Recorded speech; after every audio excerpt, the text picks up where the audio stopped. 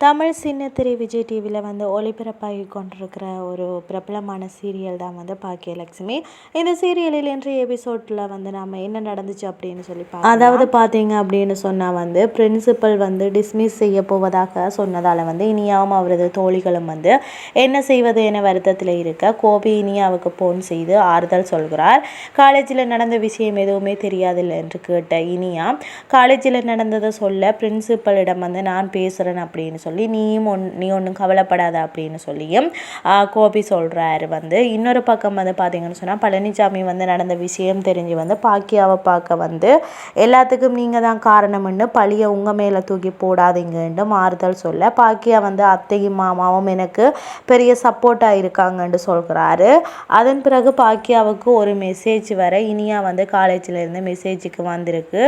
அதாவது நாளைக்கு வந்து பிரின்சிபலை வந்து பார்க்க சொல்லியிருக்காங்கன்னு மெசேஜ் படிக்கிறார். ஈஸ்வரி மற்றும் ராமமூர்த்தி இனியா காலேஜுக்கு வந்து காத்திருந்து அவரை வந்து அழைத்து வருகின்றனர். அதாவது பார்த்தீங்கன்னு சொன்னால் அடுத்தது கால் வலியும் வந்து பொருட்படுத்தாமல் வந்து தனக்காக வந்த தாத்தா பாட்டி வந்திருப்பதை பார்த்து இனியா வந்து குற்ற உணர்ச்சியில் வந்து தவிக்கிறாராம். அதுக்கு பிறகு ஈஸ்வரி வந்து காலேஜில் நேற்று நடந்ததை பற்றி வந்து ஏதாவது கேட்டீங்களா என்று கேட்க ராமமூர்த்தி வந்து அதை பற்றி வந்து திரும்ப திரும்ப பேச வேண்டாம் அப்படின்னு சொல்கிறாராம்.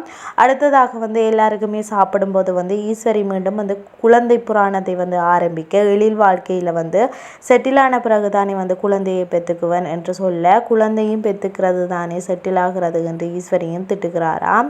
இப்படி பேச்சு நீண்டு கொண்டே போக அமிதா வந்து வருத்தப்பட்ட ராமமூர்த்தி ஈஸ்வரியை திட்டி அமைதியாக்குறாராம். அடுத்தது என்னென்னு சொன்னால் வந்து இனியாவிடம் வந்து காலேஜில் என்ன சொன்னாங்க அப்படின்னு கேட்க எதுவுமே சொல்லலை அப்படின்னு சொல்லி சமாளிக்கிறாராம். போலீஸில் வந்து எப்படியும் தகவல் கொடுத்திருப்பாங்க ஒன்றுமே சொல்லலையா என்று கேட்க இனியா வந்து பொதுவாக காலேஜில் இப்படி ஒரு விஷயம் நடந்திருக்குன்னு சொன்னாங்க யார் பேரையும் வந்து குறிப்பிட்டு எதுவும் சொல்லலை என்று சமாளிக்க பாக்கியாவுக்கு இனியா மீது சந்தேகம் வருகிறது. அத்துடன் இன்றைய பாக்கியலட்சுமி சீரியல் வந்து எபிசோட் வந்து முடிவடைகிறது.